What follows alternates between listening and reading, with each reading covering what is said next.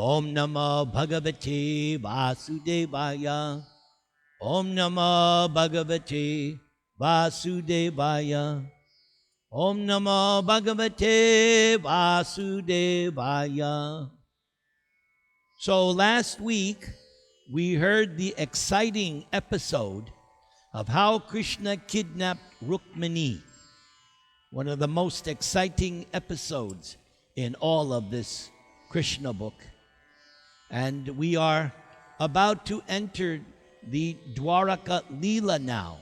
Now that Krishna has kidnapped Rukmini, soon we will be done with this Mathura Leela and begin our Dwaraka Leela. So we saw that just as Rukmini was coming out of the temple of goddess Amba Devi, Durga Devi, Krishna took Rukmini by the hand, placed her on his chariot, and drove off. And everyone was stunned. And we also heard that when Rukmini came out of the temple, she was so beautiful that all the other princes and kings, and they were so struck by Rukmini's beauty, they fell from the backs of their horses and elephants, and they simply were stunned. So we pick up from there. This episode is entitled, Krishna Defeats All the Princes. Jarasandha and the other princes were very angry at Krishna's having kidnapped Rukmini. Struck by Rukmini's beauty, they had fallen from the backs of their horses and elephants. But now they had began to stand up and properly arm themselves. Picking up their bows and arrows, they began to chase Krishna on their chariots, horses, and elephants. To check their progress, the soldiers of the Yadu dynasty turned and faced them. Thus, terrible fighting began between the two belligerent groups. The princes opposing Krishna, who were led by Jarasandha and who were all expert in fighting, shot their arrows at the Yadu soldiers, just as a mountain splashes the face, just as a cloud splashes the face of a mountain with torrents of rain. Because gathered on the face of a mountain, a cloud does not move very much, and therefore the force of rain is much more severe on a mountain than anywhere else. The opposing princes were determined to defeat Krishna and recapture Rukmini from Krishna's custody. And so they fought with Krishna as severely as possible. Rukmini, seated by the side of Krishna, saw arrows raining from the opposing party onto the faces of the Yadu soldiers. In a fearful attitude, Rukmini looked upon Krishna's face, expressing her gratefulness that Krishna had taken such a great risk just for her sake only. With Rukmini's eyes moving, Rukmini appeared sorry, and Krishna, who could immediately understand Rukmini's mind, encouraged Rukmini with these words. "Oh, my dear Rukmini, do not worry. Please rest assured that the soldiers of the Yadu dynasty will kill all the opposing soldiers without delay." And as Krishna was speaking with Rukmini, the commanders of the Yadu dynasty's soldiers, headed by Lord Balaram, who is also known as Sankarshan, as well as by the name Gada, not tolerating the defiant attitude of the opposing soldiers, began to strike their horses elephants and chariots with numerous arrows. As the fighting progressed, the princes and soldiers of the enemy began to fall from their horses, elephants, and chariots. And within a short time, millions of severed heads, decorated with helmets and earrings, had fallen on the battlefield. The soldiers' hands were severed, along with their bows and arrows and clubs. Arms were piled upon arms, thighs upon thighs, and horses upon horses.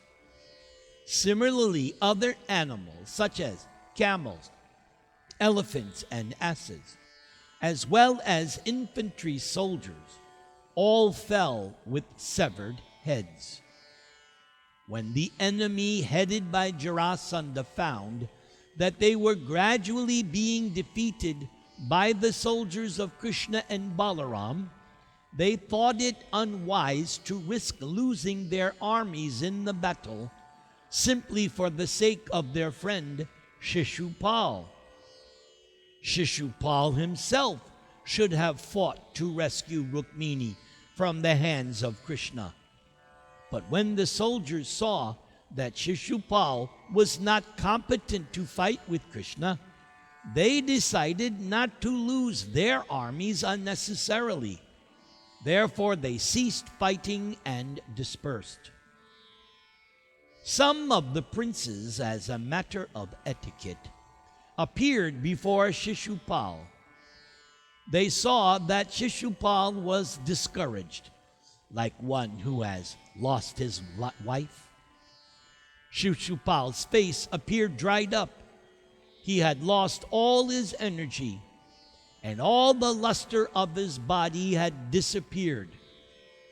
They all addressed Shishupal like this: "Our dear Shishupal, do not be discouraged in this way. You belong to the royal order, and you are chief amongst the fighters.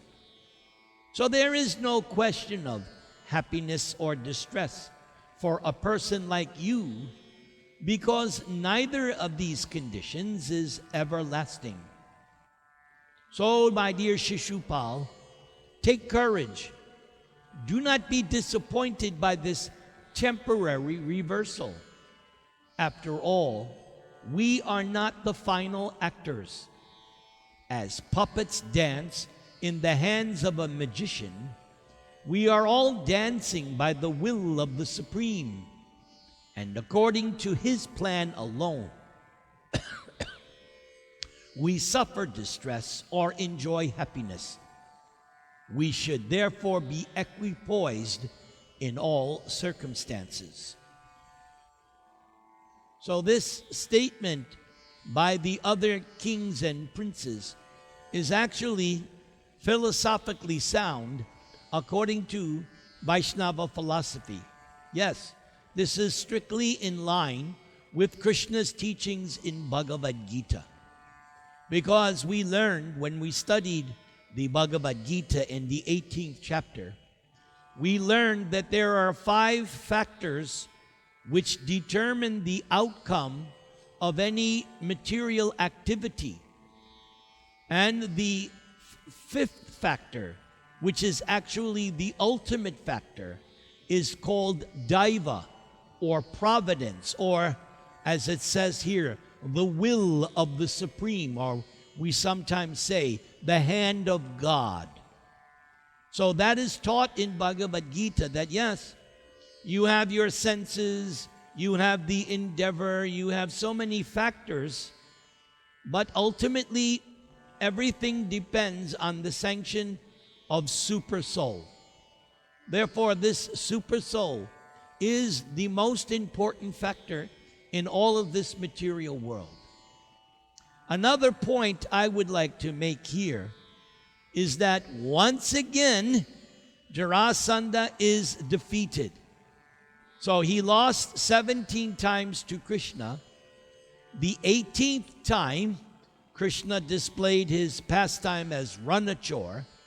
he left the battle, and Jarasandha thought that he had killed Krishna because he lit a fire all around the mountain where Krishna and Balaram climbed. But Jarasandha did not know that Krishna and Balaram jumped 88 miles to escape. So up to this time, Jarasandha was thinking that Krishna was killed. So when Krishna kidnapped Rukmini, and now they have, on behalf of Shishupal, tried once again to defeat Krishna and Balaram, again Jarasandha is the loser. So technically he has lost, you could say 18 or 19 times Jarasandha has lost. Let us continue. Although in the beginning the princes had been full of hope for success in their heroic action, after their defeat, they could only try to encourage Shishupal with flattering words.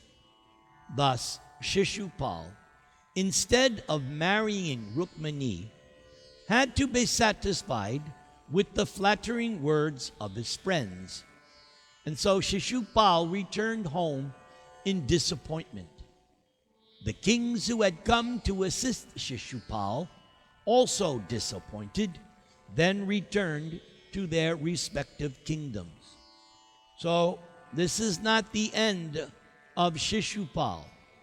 We will learn more about Shishupal later when we enter the what do I call, the Hastinapur pastimes. Yes, there will be a section where we will go to Hastinapur, and we will learn at that time how Shishupal will make his final appearance in Krishna-lila, and Shishupal will, well, I don't want to spoil it. So stay tuned. Do not miss any exciting episodes of our weekly Krishna book class. Hare Krishna, Krishna Krishna, Hare Hare, Hare Rama, Rama Rama, Hare Hare. This one is entitled, Rukmi Fights Krishna. Om Namo Bhagavate Vasudevaya. Om Namo Bhagavate Vasudevaya. Om Namo Bhagavate Vasudevaya.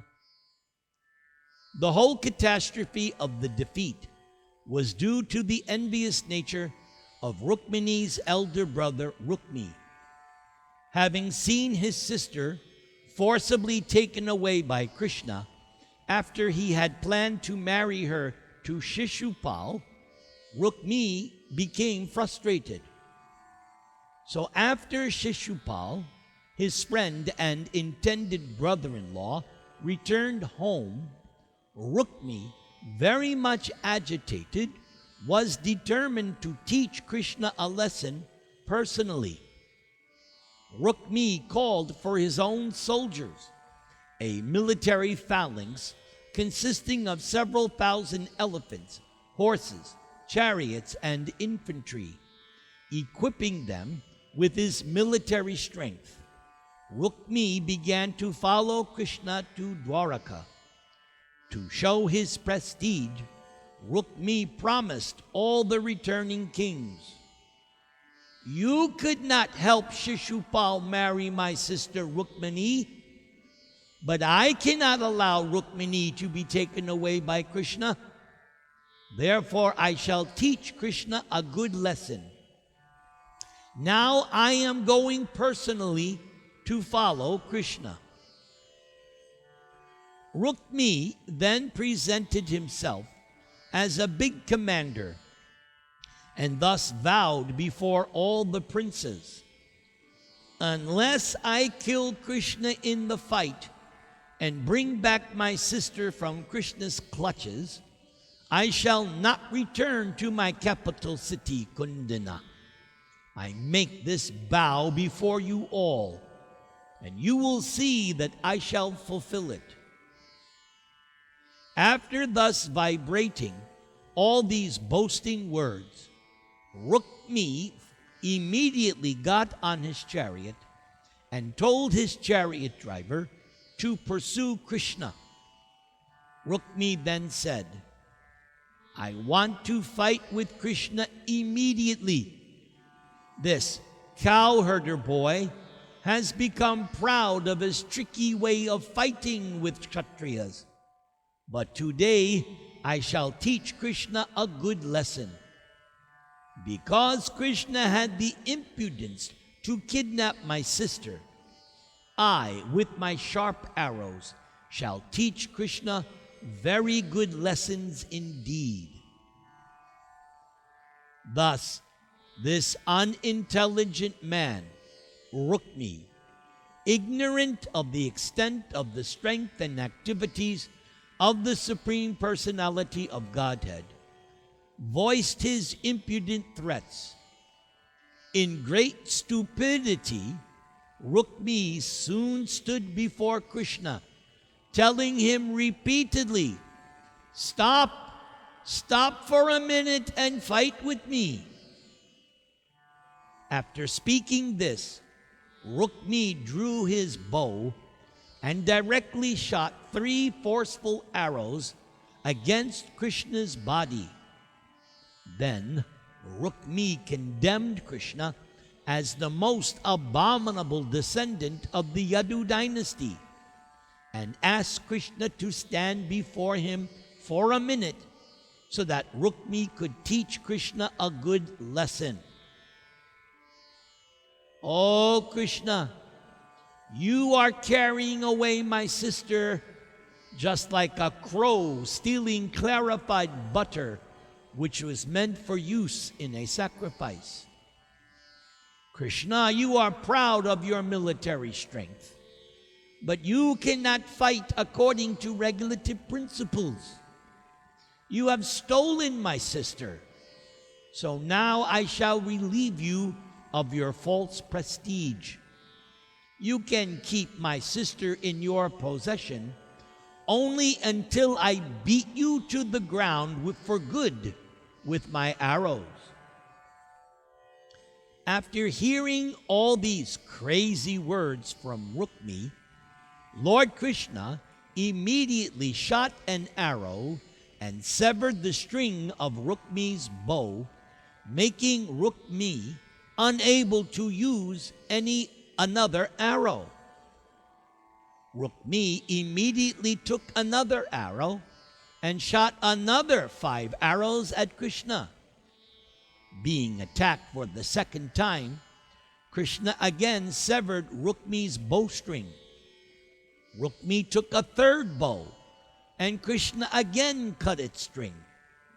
This time, to teach Rukmi a lesson, Krishna shot 6 arrows at Rukmi, and then shot another 8 arrows, killing 4 horses with 4 arrows, killing his chariot driver with another arrow, and chopping off the upper portion of Rukmi's chariot, including its flag, with the remaining 3 arrows.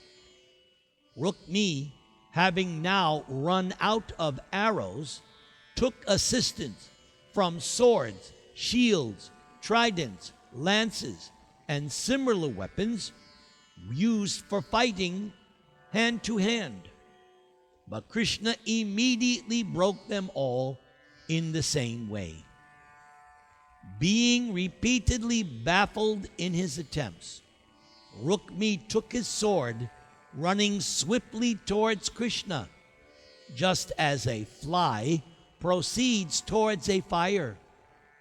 But as soon as Rukmi reached Krishna, Krishna cut Rukmi's weapon to pieces. But this time, Krishna took out his sharp sword and was about to kill Rukmi immediately. But Rukmi's sister, Rukmini, understanding that this time Krishna would not excuse her brother, Rukmini fell down at Krishna's lotus feet and in a very grievous tone, trembling with fear, began to plead with her husband. Hare Krishna, Krishna Krishna, Hare Hare, Hare Rama, Rama Rama, Hare Hare. All right, so now we will go to this section. Rukmini begs for her brother's life. Dayaya Bhagini Murti. One's sister is the personification of mercy. Yogeshva Raprame Yatman Deva Deva Jagatpate Hantung Narhasi Kalyana Bratarangme Mahabhuja. Rukmini first addressed Krishna as Yoga Ishwara. Yoga Ishwara means one who is possessed of inconceivable opulence and energy. Krishna possesses inconceivable opulence and energy, whereas Rukmini's brother had only limited military material potency. Krishna is aprameya Atman, immeasurable, whereas Rukmini's brother was measured in every step of his life. Therefore, Rukmini was not comparable even to an insignificant insect before the unlimited power of Krishna. So this word, aprameya Atman, there is a similar phrase in the 11th chapter of Bhagavad Gita, where Arjuna is seeing the universal form, and Arjuna is describing, and Arjuna is praying. So he also uses this word, aprameya, immeasurable. Immeasurable as another way of saying unlimited, meaning you cannot count, you cannot measure. Rukmini also addressed Krishna as Deva Deva Jagatpate, the God of all other gods.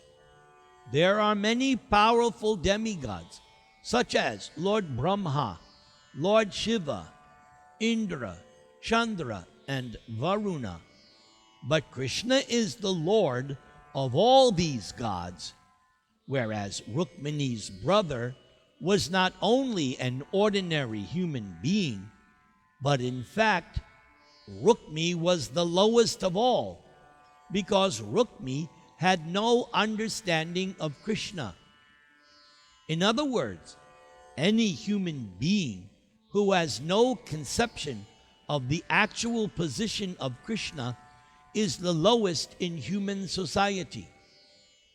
So for this last sentence here, this is why we study Bhagavad Gita. By studying Bhagavad Gita, one will get a very good conception of the actual position of Krishna.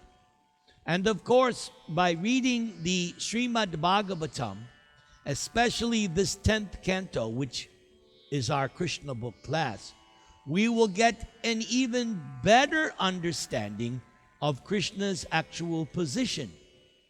Here we are midway through this Krishna-lila, more than midway through.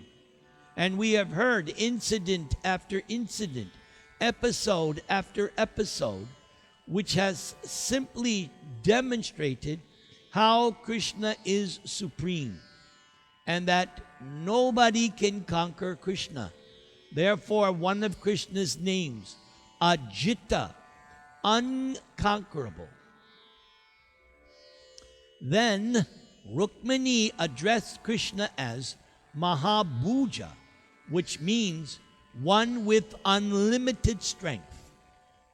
Rukmini also addressed Krishna as Jagatpate, master of the whole cosmic manifestation. In comparison, her brother was only an ordinary prince. In this way, Rukmini compared the position of her brother Rukmi with that of Krishna, and very feelingly pleaded with her husband not to kill her brother just at the auspicious time of her being united with Krishna, and therefore she begged that Krishna excuse her brother Rukmi. In other words, Rukmini displayed her position as if she was an ordinary woman. Rukmini was happy to get Krishna as her husband at the exact moment when her when her marriage to another was about to be performed. But Rukmini did not want it to be at the loss of her elder brother, who, after all, loved his young sister and wanted to hand Rukmini over to someone who, according to Rukmini's own calculations, was a better man. And while Rukmini was praying to Krishna for the life of her brother, Rukmini's whole body trembled. And because of anxiety, Rukmini's face appeared to dry up, and Rukmini's throat became choked. Due to Rukmini's trembling, the ornaments on her body loosened and fell scattered on the ground. In this manner, when Rukmini was very much perturbed, she fell down on the ground, and Lord Krishna immediately became compassionate and agreed not to kill the foolish Rukmi. But at the same time, Krishna wanted to give Rukmi some light punishment. So Krishna tied Rukmi. He tied Rukmi up with a piece of cloth and snipped at his mustache, beard, and hair, keeping some spots here and there. Hare Krishna, Krishna Krishna, Hare Hare, Hare Rama, Rama Rama, Hare Hare.